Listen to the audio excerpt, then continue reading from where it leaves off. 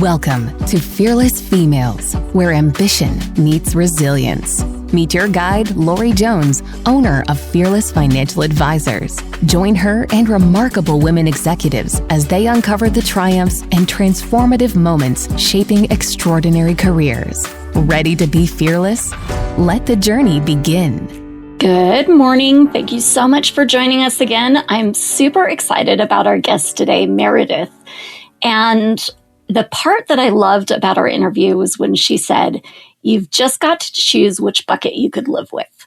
And I was flabbergasted, floored. I'm like, what in the heck is she talking about? But what she was talking about is often as a woman in professions, you get one of two reputations. Either you're too much, too direct, too bossy, too authoritative, too confident, too ambitious. You're too much. Or on the other side, you're too nice. You're overly accommodating. You're easy to overlook. You're very quiet and you stand back. And she said the frustrating part is that most women we're like operating somewhere in the middle, but there doesn't seem to be a middle ground. You're put in one of these buckets. And she said that she kind of just looked at that and said, there's really no magic formula where everyone's going to understand me and I can be liked by everybody. She's like, I just have to figure out which bucket makes me least uncomfortable. Am I willing to tolerate the discomfort of being underestimated or the discomfort of occasionally being misunderstood? Like, which bucket do I want to fall in? And I thought that was a really interesting way of kind of looking at that, because I've run into that trial throughout my career where I have a lot of energy. I have been called too much a couple of times or a lot. And it just made me start to think, like, is that all bad? Like, maybe that's the bucket I'm most comfortable with. I would rather be misunderstood occasionally, knowing that I'm coming from a right place, than I would be quiet and subservient. So I thought this was a really interesting thought. I hope you guys enjoyed this session, this interview. And if you do, and you don't mind going on to Spotify or Apple, giving me a 5-star rating on it, it pushes us up in the rankings. And then more people listen to the stories, which I am so excited about. So let's get started with Meredith. Good morning, Fearless Females. So today we're here with Meredith Farley. She is the CEO and founder at Medbury. Thank you so much, Meredith, for joining us. I really appreciate it. I'm so happy to be here. Thank you for having me. So my very first question, always my favorite, but my stack is getting ever larger. What is your favorite book? My favorite book? I'll do that annoying thing where I'm like, I couldn't possibly say my favorite book. I will say a book. I did read Hamnet, and for some reason that one really stuck with me as a novel. I just absolutely loved it. Have you read that one? No, Hamnet? Yeah, by Maggie O'Farrell. They just made a movie out of it this past year. Oh. I think the woman who played Anne in it won the Academy Award. It's great. I loved the book. The movie was good too, but the book. But I want to give a shout out to this one because it's like right next to me, and I feel like I talk about it at least once a week. Uh-huh. It's called A Swim in a Pond in the Rain by George Saunders. You might know him. He writes a lot of great novels and short stories. And this book, though, is based on a master class that he gives at Syracuse University, where he teaches the Russians to students who are in the creative writing program there. And the reason I bring this one up all the time is because what my agency Medbury does is we do thought leadership strategies and content for executives, mostly creating strategies and content for LinkedIn. And I actually think studying Chekhov is a great way to really improve your writing for social, because it's all about unexpected turns, subverting expectations, and like really moving the reader forward sentence by sentence. So if you're in social media and you want to work on your writing, I recommend A Swim in a Pond in the Rain. It's a great book.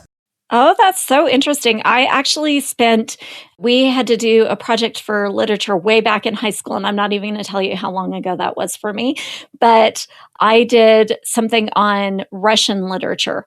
And Seriously, it was the hardest thing. Like, because you're reading a really in-depth kind of writing that is, before your time, so it's not modern, and you're reading in a really complex language. And so I struggled with that. So I find it so interesting that like maybe if I went back and revisited it, I might be better at LinkedIn. You might like this book. He really breaks it down. There's a particular short story by Chekhov. I think it's called In the Cart that he breaks down. And it's a really short little story. So it's good. But what's your favorite book? I liked Anna Karenina. Oh, you put that as your favorite? A Russian? Well, that's my favorite in the Russian literature. Much like you, I have like a stack of favorites. Like, I always think of that Brian Regan routine where he's like, grape is favorite, but strawberry is favorite too. I'm not sure if he's I have so many favorites I can hardly tell you. But my current favorite is The Boy, the Mole, the Fox, and the I have it over here, but it's a really little read, and it was recommended by someone on my podcast, actually my very first guest on my podcast. And it just is such a happy, feel good book. So that's my current favorite of all time. I'll look for that. It's sounding my alley for what it's worth. So yeah. So tell me a little bit, Meredith, about your journey. How did you get where you are today? What do you do? Kind of tell us, did you always know what you wanted to be? Like, tell us just a little bit about you. Let's see. I was a writing major in college. So your question about books is up my alley. When I was graduating college, I think I was still really finding my feet, but I had this really lucky experience where I went to Ithaca College, and they had started a marketing magazine that was like pretty cutting edge content marketing back in the day. This was like in 2008. And I got a job there, like a paid job, $20 an hour as a website, like a copywriter and editor. Mm-hmm. That was amazing because previous to that, I'd been waitressing while going to school. This was better money and way better experience. And it was a great experience for me because I got to take my like writing abilities and what I was working on as a writer and apply it to something that had like a clear purpose and a framework of content marketing. And I was like, oh, I kind of like this. And in the second year, I was promoted and I was managing other writers and videographers. And I realized I kind of like the act of creative production with a commercial purpose. And so when I graduated and was looking for jobs, I was looking for something akin to that. My first stop was I moved to Boston because I had a PR internship at this agency called Lois Paul & Partners. But the internship setup was that you work, you're a free intern for the summer. And if you hit certain KPIs mid-September, you're brought on into like an associate role. And when I got there, it was 2009. The market had just totally crashed. A third of their beautiful office was totally boarded up. A ton of their staff had been laid off. And there was a young woman who was like one ahead of me in the internship program. And she, on my first day, told me she'd been working for free for a year. And I was like, oh man, I just don't have this. I don't have the money for that. I need a full-time job faster than that. So I got a job on Craigslist as a copywriter at an agency. And it was really akin to the work I'd been doing at the Fuse magazine as an undergrad. And I stayed at that agency an absurd amount of time, like 13 and a half years. But when I started, it was the dawn of SEO. The agency was growing. I was like employee number 20 something. And by the time I left, we were global and I had moved up and into different roles. I was a chief product officer for a couple of years where I was working on a small SaaS product and mostly productization of like this huge fleet of an international creative team, how we internally organized ourselves and externally how we presented our products and services to our client base, which was mostly B2B marketing. And then I was the COO for the last 3.5 years there. But I was never going to have any equity at the organization. I really wanted to kind of try my hand at something of my own. And I started Medbury in like March of 2023. Mm-hmm. So it's been more than 3 years. And what we do is we create strategies and content for executives on LinkedIn, mostly working with enterprise brands, in that we're usually collaborating with the PR, marketing, and comms folks on their teams. We also offer consulting, and we'll go in and do trainings and roundtables, like a 90-minute session to teach senior leadership about how to use LinkedIn, or to teach a sales team about the lead gen tools and tactics that one can utilize on LinkedIn. And we also run a cohort, which is kind of one of my favorite offerings right now, quarterly. It's three 60-minute sessions, one a week, 3 weeks in a row. And most of the time it's marketers, PR, or comms folks whose company is paying for them to be there and to learn this. And we're teaching them everything about thought leadership and visibility on LinkedIn. And that's really fun.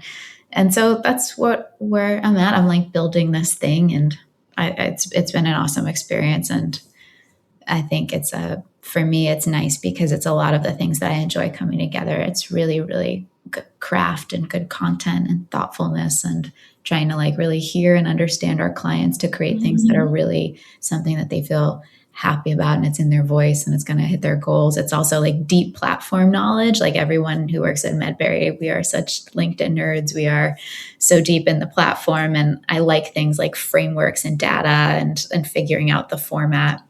And then we work with a lot of female founders too. And that's really fun for me because it's nice to feel like I'm supporting other women who are, in the midst of building something as well. I think that's interesting. You mentioned like the coming out of college, you like had or even during college, you kind of had the happy accident of landing in a place that was growing. Because if you had landed in something like print media, it was on its way out. It was kind of dying, but the digital side of things was really growing. Was that like, how did that happen? Was it an accident, or was it like your spidey sense was tingling like, hey, this is where I need to go? There was no intentionality on my part. It was very lucky. I feel like I lucked out in a couple ways. I lucked out. It's funny. I feel like so many things in my life are because I needed the money, and then I did something, and then ended up being really lucky. It was a cool opportunity for, good hourly pay. I was going to make more money doing that than I was waitressing. And seemed like a good thing to try. So I did it. And there wasn't like a lot of vision or foresight on my end where I felt like, oh, digital is the future.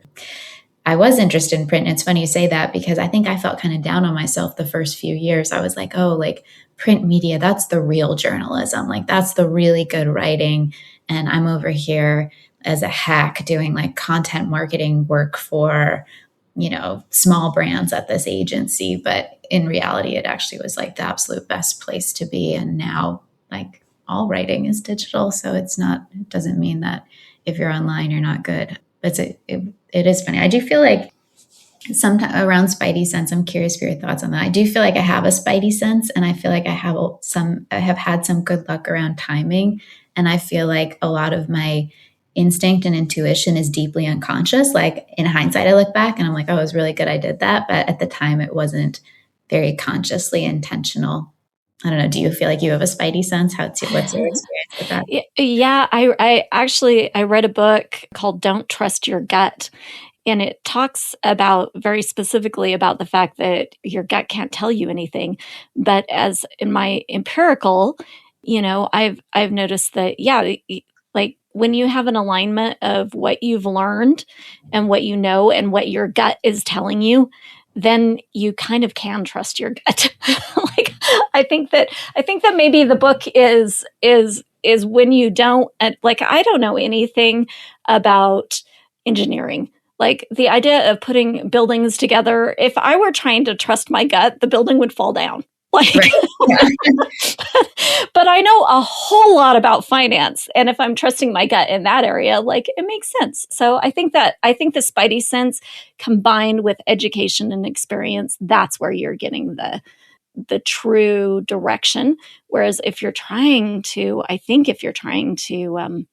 trust your gut in an area you really don't have any knowledge, experience, or know how, like maybe you shouldn't be.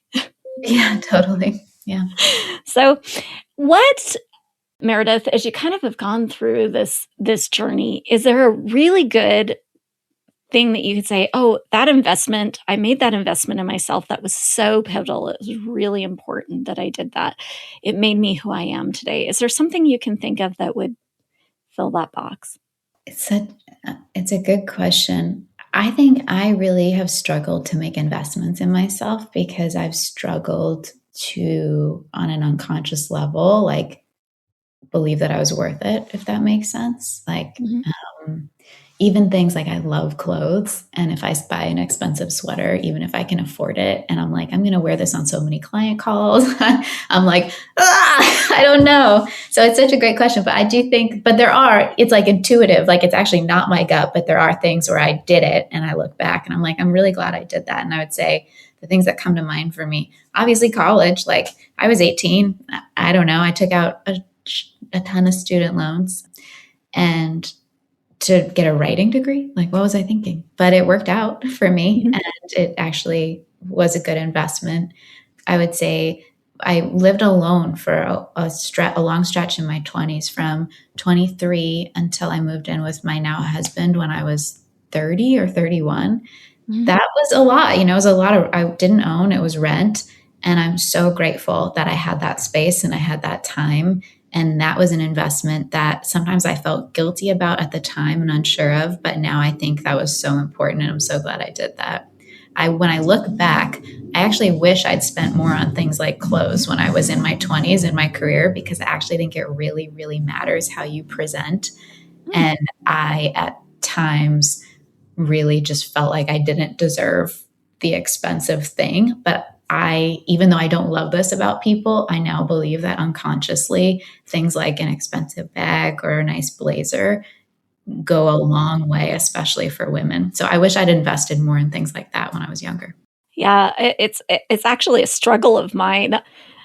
I can't match clothes. I don't care about shoes, and bags are beyond my understanding. So I have a sister-in-law who is into all of those things, Oh, and I Jack. just give her my credit card, and I'm like, "Can you please make me look professional and put together, because I am miserable at this on my own." But it does make a difference, and Yeah. I remember sitting down with a young lady that I was kind of mentoring. And well, actually, we were driving between one place and another. And I spent probably 30 minutes just talking about clothes and shoes and jewelry and how to present yourself with a presence, and like what kind of, like when you start out, you may not have to have the labels. But as you grow in your career, you also need to grow in the, like you said, the kind of the expensive items. You need Yeah. like a label on your purse. And it just shows that you're paying attention and that you're very intentional about your presence and your brand and your look. Yeah. And it can feel weird, right? Like, Mhm. it's like, I don't know, it feels shallow, and like I don't care that much about. There's something about the status element of it that I'd rather recuse myself from. But there was an interesting article or like blog post by, oh my gosh, what is his name? Neil Patel, who runs a digital agency. I don't know if you saw this, but he did an experiment where he also was not like that into clothes. And he was like, okay, for like, I don't know if it was a quarter or 6 months or for however long, he was like, I'm going to invest in like designer stuff. I'm going to show up to these meetings with like expensive shoes, a Gucci briefcase, and then he was going to track meeting and sales conversions. And it was like a huge difference because it unconsciously, and his hypothesis was people presumed he was successful and they wanted to align themselves and be part of that success. Yeah, it is shocking. It's interesting how much it matters when, if you're like me, like I just don't care. But that sense of presence, I do want people to understand that I am successful and I do know what I'm doing. And sometimes the brands or the labels or the way you present yourself does kind of convey that with a nonverbal sort of cue. So I find Mhm. that really interesting. That's an interesting discussion. Yeah, I think so too. And I would say too, if someone's listening and they're like, I hate labels, I don't think it has to necessarily be labels, but it has to be like quality. And there has to be Quality. like taste and aesthetic presented in some way. Or an alternative way of doing things is if you have a brand that is very uniquely your brand. Like I've seen people uniquely brand as like they're hippie sort of, go with the flow and tie dye, and they always have on like long coats and flowy shirts and stuff like that. Like that is their unique brand, and it comes into every piece of who they are, both online presence and in-person presence. Then having a Coach branded purse or a Gucci shoe or whatever. I don't even honestly know what Gucci makes, so that's how bad I am. But if they had that, it wouldn't fit with their brand and the people they're trying to attract and their personality. So you have to be really deliberate about it too, to your point. Yeah.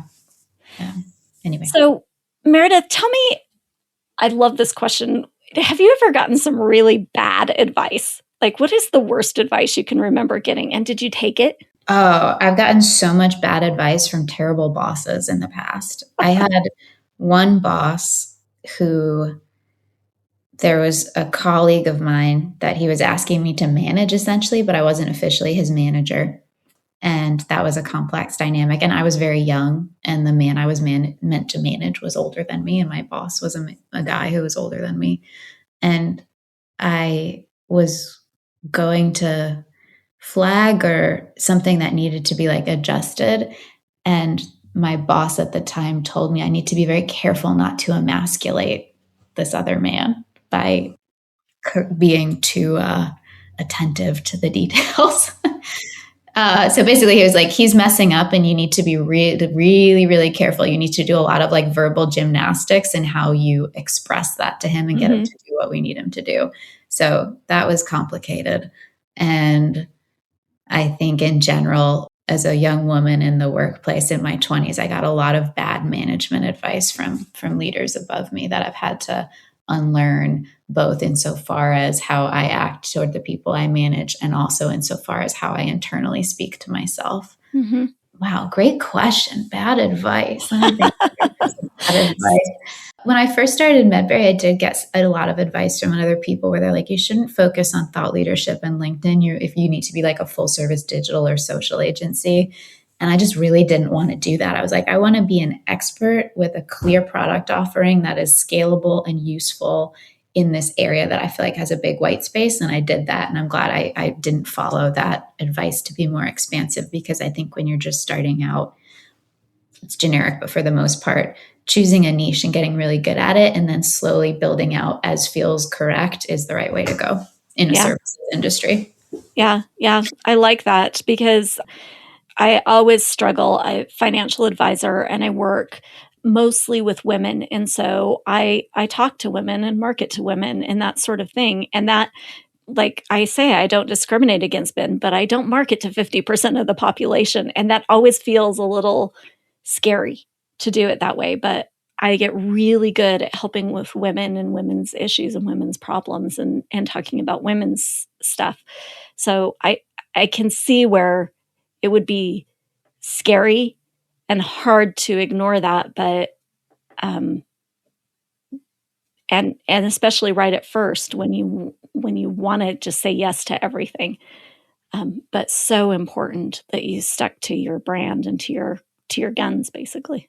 Totally. Okay, I have a question for you, because for myself with Medbury, and also we work with a lot of female founders, and this is something I'm noticing, which is that I think that sometimes they end up intuitively focusing on women because they look at their numbers and they notice that if they start off focusing like equal opportunity service to men and women, men don't seem to convert at the same rate. And I think it's because they don't respond to or trust female founders, but women trust other women. So I think sometimes it becomes almost like it makes good business sense because the men aren't going to buy from you anyway. But like, what's been your thoughts or experience with that? I've got that engineering, that very analytical brain kind of thing. So it doesn't seem to matter whether it's men or women. I connect with that type, that very analytical. But I do find that women have a greater sense of trust easier with someone. It just helps that you look like them and act like them and talk like them, and you have the same concerns. Like that's why you work well with people who are like you. That's why we need more minorities. That's why we need more women in all these different industries, but at the top of their industries and finance in general. So I do think there is a sense of like you work better with someone who you feel like you can connect with, and you do tend to connect with people who look like and act like you. So women connect better with women a lot of times. It just is. Interesting. Yeah. So what about, I'm not going to say regrets, but what about a do-over? If you could go back kind of along your journey and you're like, oh my goodness, now I know how to do that situation. I didn't at the time. I did it, I did it all wrong, or I did a piece of it wrong. But if I could go back and do it again, I would do it. I would kill that situation this time. I would do great at it. I don't know. I know it's an annoying answer, but I really feel like I'm a perfectionist. And one thing I've had to get comfortable with is that I learn by doing and through experience, and to not go back and beat myself up for something I would have done differently if I had. But, like the experience I have at 39 is so different than the experience I had at 23 or 24. So I'll couch it all with that. I think probably I look at my college. I think that's one thing I think about a bit. I had amazing grades and good test scores, but I didn't have, neither of my parents went to a 4-year college, and we just didn't totally, I don't think, have I think I could have shot higher. I could have had bigger goals for myself insofar as the schools I applied to and went to. Mm-hmm. Sometimes I think back on that and I'm like, I could have done a little better in that way, but I just didn't come from a context where we had a ton of knowledge and experience around that. So, in the end too, I'm like, it worked out fine. I ended up, if I look at it, I'm like, it really set me on the trajectory for my career, just like the magazine, and then where I went, the internship, and eventually I met my husband, and we live in Boston. So I wouldn't truly change that if, because you're like, oh, I don't want to mess with, I don't want my life as it is currently and the journey I had. And I also think too, when I look back at that, and I think probably I grew so much through so many of the really difficult experiences I had in college or professionally in the past. And so it's a bad answer, but I wouldn't change a thing. The only thing I would do is be more compassionate to my younger self and less hard on myself in the moment if I wasn't being perfect at something. Yeah. As a fellow perfectionist, I have that same exact problem where I think you just do learn more from failures or learning experiences. I don't know what you want to call them, but for not doing everything perfect, you learn more in those situations than you do when you're doing everything right. But it's so hard for us perfectionists to have that. You beat yourself up. You are like, I just had a situation yesterday where I dealt with a client, and I felt like I had disappointed them in not, being 100% perfect in every way, and in the way that they thought I should be perfect. And I thought, if you're a perfectionist, you don't really ever get over that. But I love the idea of going back and showing yourself compassion. Is there a way that you do that? Is there a way that you can, taking my situation, the fact that it happened yesterday, can you go back and help yourself feel that compassion? What you're talking about, I'm thinking of so many instances I've had where I'll be under the weather and there'll be a little nuance in an email that I mess up. And I, at times it sounds crazy, but I'll rage about it myself for days at myself. I'll be like, what an idiot. I'm going to tank this business. And then, when I'm in that spot, I think the ways I can show myself compassion are to, one, notice it. And be like, but noticing it doesn't stop it, noticing and being like, I'm in a weird loop here. This is actually really not about this thing. It's probably about something else consciously or unconsciously happening for me. And I think I don't know if you feel this too, but it sucks in your body. You're like, I feel this. And I'm just and I think you kind of just have to feel it and accept that all right, for a ridiculous amount of time, this tiny mistake I made is going to really be like a bee in my bonnet, and then I will get over it. And I journal a lot. That's one thing I do every morning. I do morning pages, and I feel like it really helps me. Like one thing I focus on is where moments where I've kind of undercut myself verbally throughout the day. Like no matter what, I just have a tendency to say, maybe I'm not exactly a verbal processor, but if I'm talking out loud to the team, I have little tics where I'll be like, well, I'm just babbling. Sorry, guys. And it's like, I don't really have to do that. Like, it's my process. Like, I talk out loud to the folks I'm collaborating with. I don't need to denigrate myself, but that apologizing for things that are not my fault, ceding authority to make other people feel better. Mm-hmm. I do all these little things, and I feel like journaling helps me notice when I'm doing it, get like tiny incrementally over time better at not doing that, like noticing when I did it in the last week, writing about it, and trying to be mindful as I go throughout my day about not making those things. And I feel like there's something about the act of journaling that brings compassion for me, to bring it back to your question, where I just know I'm in a process. I know I have flaws that I'm working on, and I try to be compassionate with myself about it. But I think a part of it is actually acceptance, because I don't know if you feel this way, but as a perfectionist, what you can be trying to do is to make yourself feel good all the time. And just being like, I'm not going to feel good all the time. Some part of my brain is going to feel upset or mad at myself and scared. And I need to like accept that and not try to put one more thing on my to-do list, is like create a perfect Zen experience all the time for myself and for everyone around me. Mm-hmm. Yeah, I like that. I love the idea of journaling and kind of consciously going through. I do coaching with my team, and I'll ask, what did you do well and what would you do differently? Not bad, not, but just how would you change it? And that seems like the question that you're asking is like, how would I do this differently next time? And then you just incrementally get better and better. And maybe if you're journaling, you can go back and look at a year ago and say, hey, I'm actually improving, because you don't notice it little teeny tiny bits at a time. But if you look back a year or 2 years, you kind of do notice, you're like, I'm getting better at this. I should give myself an extra piece of chocolate today for doing so well. Yeah, totally. I like that. And I feel like if you like zoom out even further, there's a version maybe where you're like, maybe that's just me and I can accept it, and I don't even need to get better at it. Maybe I don't need to be perfect to do the work I want to do. Like, I feel like that's a whole other like angle or aspect of it. Because, like where it's like the balance of where do I really try to get better and improve and evolve, and where actually is the work to just accept that I'm a flawed human and do the ego work of being like, oh, I guess I'm not perfect, and that's okay. And I still deserve success and love, Yeah.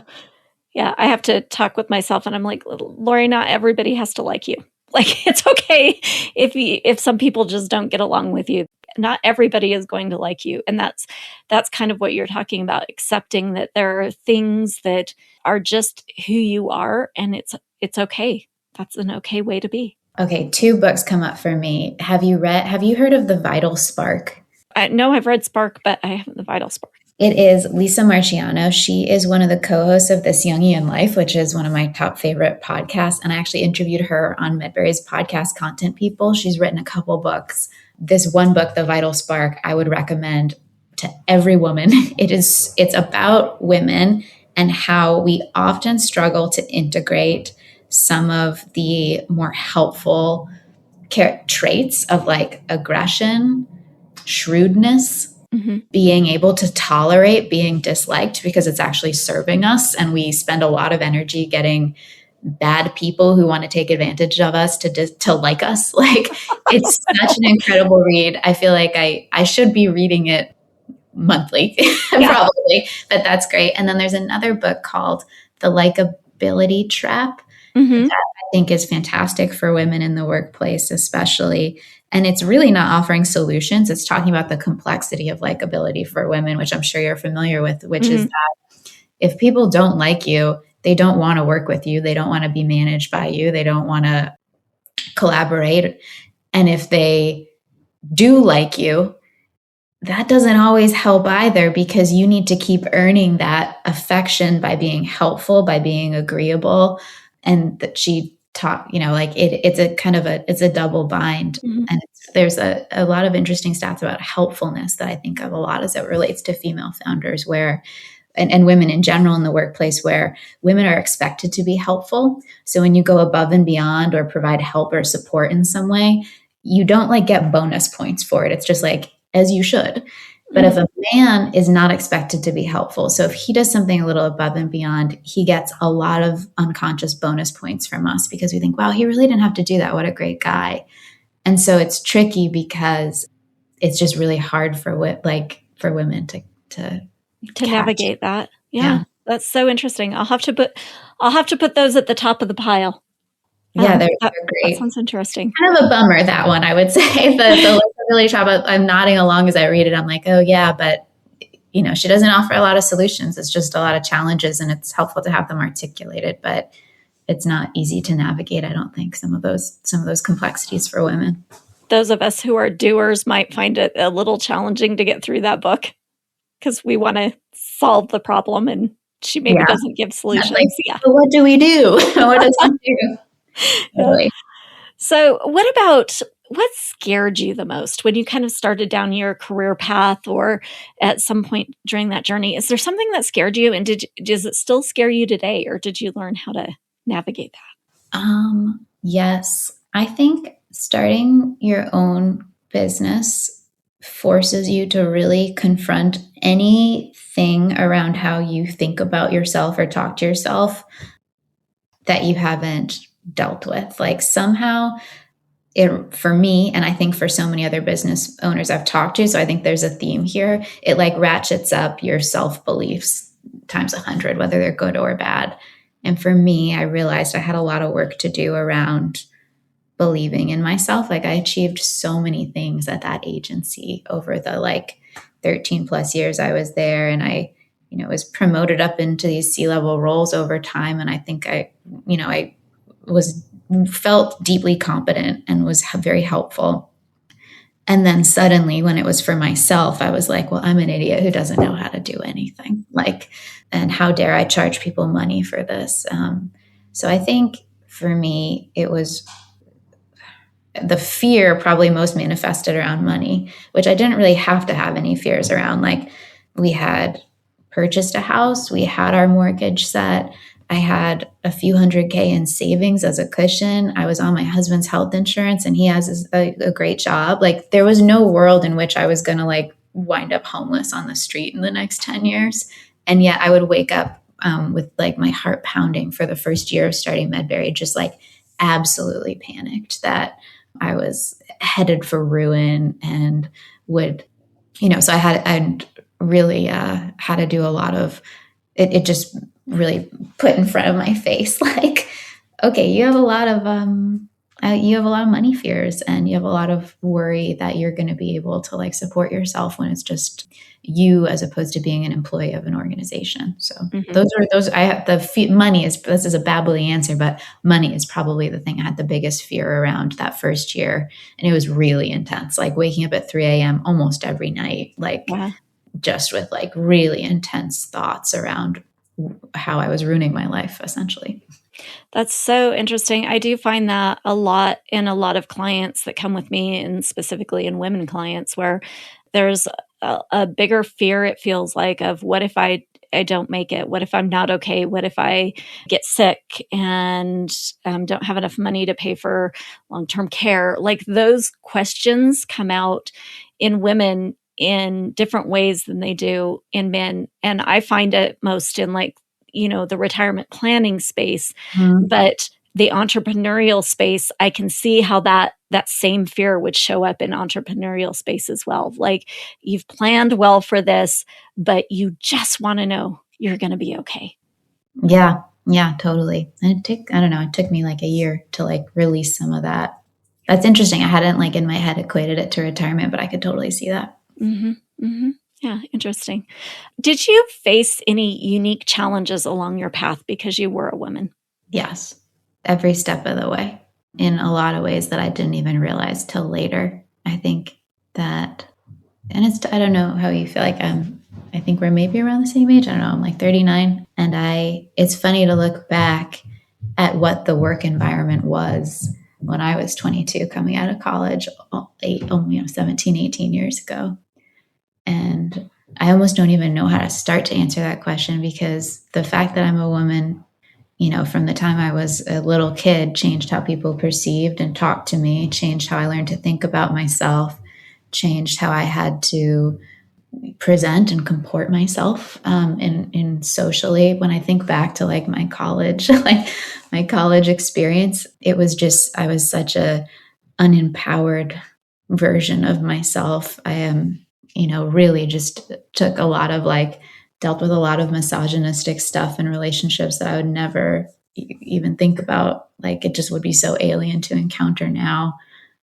And it's funny, you talking about it, it's almost making me feel a little emotional. It's like, yeah, every aspect of my being has been impacted because we live in a misogynistic patriarchy. You don't deal with some of those same challenges today that you did then. Did you find a way to deal with them, or has the environment just changed?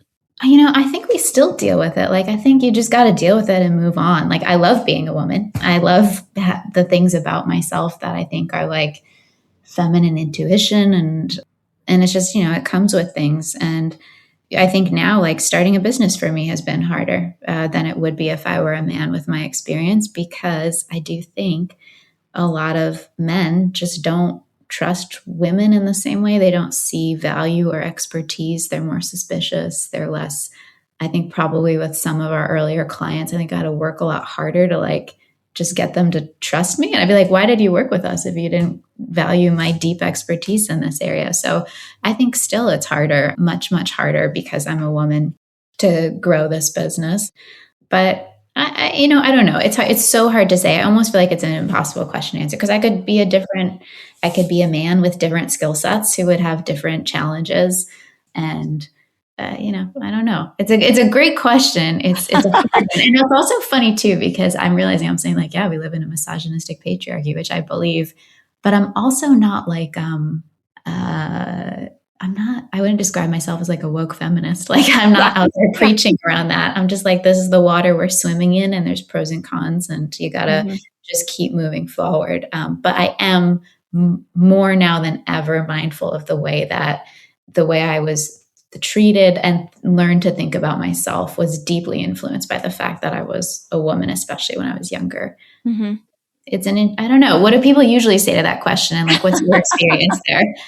Yeah, I've had very few, but some say no, that they didn't face any unique challenges. In fact, I remember one specifically who walked around the world. Polly Leftowski, I believe, was the name that I interviewed. And she said because she was a woman, she got invited into places they never would have let her in if she was a man. She was non-threatening, and she was walking around the world, so she found a lot of value in being a woman. She's like, if I was a 6'4", 250-pound man, like, they would not have invited me into their house, so I had some warm place to stay and eat.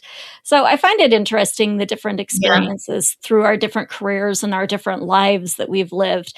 Some do face unique challenges because they're a woman. And I find it, I've said this before, is that I just kind of throw that question out there and let my interviewee kind of interpret it, because I'm not asking if you faced hardship or anything like that. And it's so interesting that a lot of times that's the way the question will be interpreted is did I face any discrimination or something like that? That isn't actually, the question is unique challenges. And of course the answer is yes, we do have unique challenges, but I find it interesting, the women that like you, that kind of talk about just unique challenges, like, because we are a woman, we have things that are different for us in the workplace than they are for men.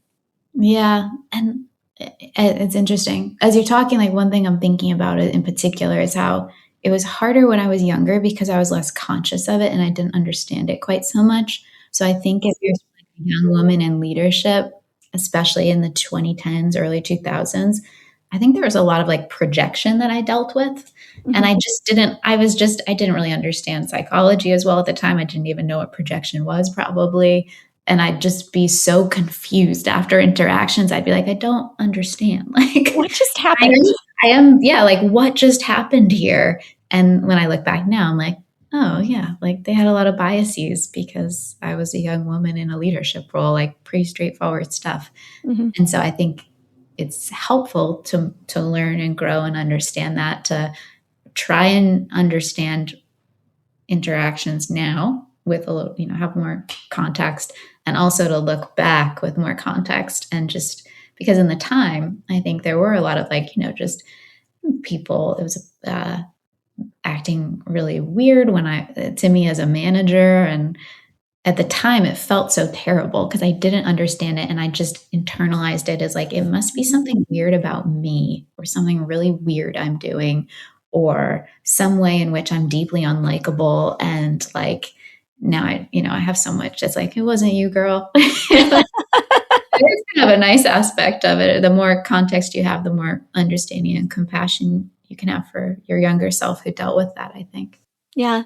And I think that too is a great message to pass on to those younger women that are kind of coming up through the ranks, is like, sometimes it isn't about you. Sometimes this is societal. Sometimes it's just the norms of the society that we're living in. And like, you got to be like, some of the things you have to just let go.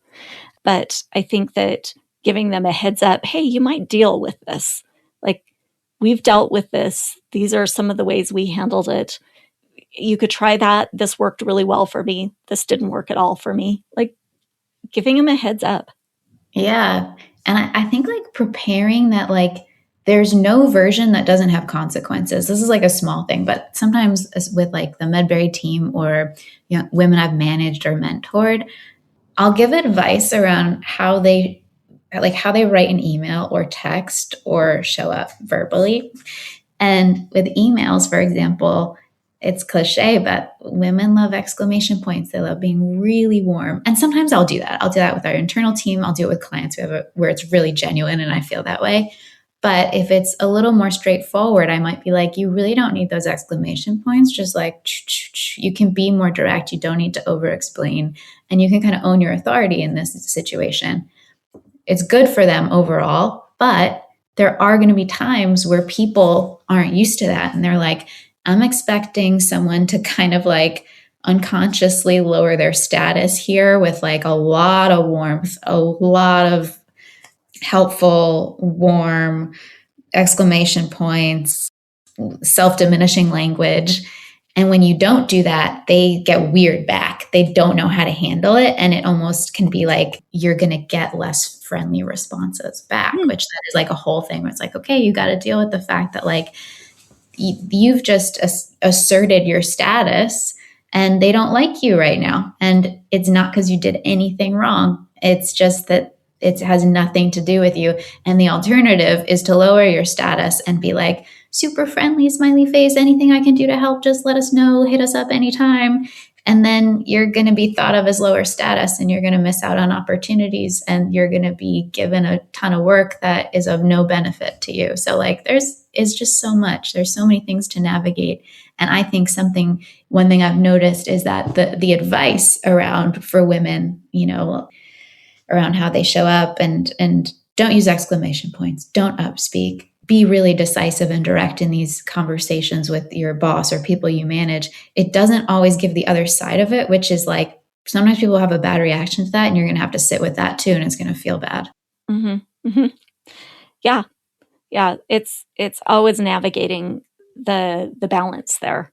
I don't even know if there is a balance. I think it's just kind of like you have to sit with the discomfort of people's reaction to you, or you can make them feel more comfortable with you, but think less of you. Yeah. Yeah.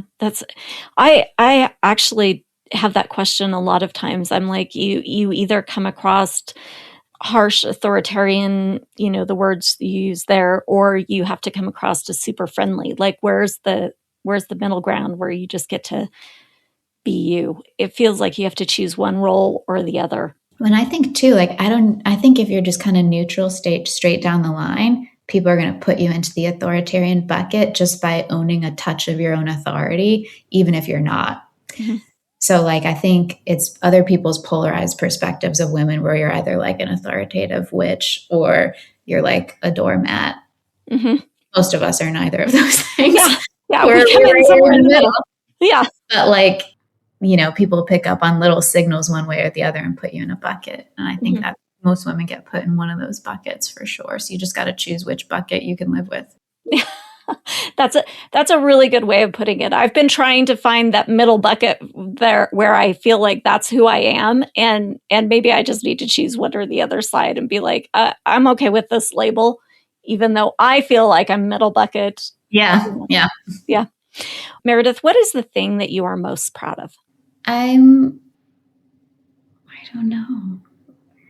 I am grateful to be on the journey I'm on. I'm proud of myself for the fact that I can be anxious or nervous or scared about things, and I still kind of like follow some internal guiding force in me, and I do things that, you know, like I think I'm grateful that I will take risks, and I'm proud of the risks I've taken, and I'm proud of the way that I like try and stick with myself and support myself through them. And I think I'm proud of the way that's it. I don't know. Such a good question. And now I'm like, why do I struggle so much with it? There's really not much I feel proud of. There's a lot I feel grateful for. And I think that, I don't know, maybe that's a problem or something for me to look at. It's hard for me to feel proud about things, but I feel grateful for a lot of things. And, you know, I like the journey I'm on, and I enjoy my own, you know, I love my little hobbies and things I love, and getting to spend time on those things. I love that. I like that. And I think that is something to like look back on and just be proud of. Proud that we are a little bit brave, a little bit fearless. We're willing to take those chances, and we keep going. I had one woman who answered that question, and she says, I'm just so proud that women are so resilient. And that's what I think you're saying. You know, we just keep going. We just keep going. Yeah, I can get behind that. Yeah, I'm proud of my resilience, 100%. I co-sign what she said. Any advice for a young lady who's kind of starting out on the journey that you're already so successful at that could help her? Oh, I don't know. I always struggle with this question a bit, because I think that, okay, yes, I do have an answer. And I'd say that just stick with yourself, you know, like, I don't know if that's good. It's hard to give. I feel like everyone's journey really is so unique. Mm-hmm. And for me, the things that have been really helpful are like following the things that I find really interesting. Like, I like to learn about new things. When I get really kind of interested or stuck in something, like stuck in and like, you know, in a good way, that usually is, I don't know. Sorry, this is not a good answer. I don't know if I have good. I like that. The idea that you can like, I nerd out about finance. I'm seriously weird about that. Like, I love it in a way that most normal people shouldn't. And it drives my passion and makes me really excited about what I'm doing. So I love that you can identify that you're like, if you find something that you geek out about, you turn into a geek about, like, follow that, tug on it just a little. Yeah, I think that there we go. And I think it's too, I don't know if you've had this, but I think there are stretches in my life where like that advice though would make me feel bad, because I'd be like, there's nothing I'm like nerding out or interested in right now. And then I'd feel bad about myself because of that. So I think I would say in general, like, really tune into yourself and learn to trust yourself. And I know it's so cliche. And I'm mindful that like other people in different perspectives can give advice. And it feels like the internet is just a ton of opinions and advice all the time that has no context, has nothing to do with you, your life, or your journey. And it can be destabilizing and pull you away from your own voice. So I also think like, if you're able to do it, like I'm someone who likes time alone, I'm someone who likes journaling. I like time to think and meditate, and all of that stuff is like, I truly enjoy it. And it's so helpful to me. And so making time for those things, and maybe even sometimes forcing yourself to be alone and to be quiet and to learn how to listen to yourself is really, really, really important. But, it's not always easy depending on the season of life that you're in, for sure. Yeah, but I love that. I think that's an important reminder to kind of center in on yourself and make sure that you're still on your path. You're still on the right path for you, and you're following your dream and your vision rather than somebody else's. So I think that's really important. Well, thank you so much, Meredith, for all of your time and the deep insight that you've given. And I really appreciate the time that you spent with us today. If I have a young lady that wants to reach out and ask some questions, how does she get in touch with you? You can find me on LinkedIn, Meredith Farley, or shoot me an email, meredith@medburyagency.com. And I'd be happy to hear from anyone. Well, perfect. Thank you so much. I appreciate it. Thanks.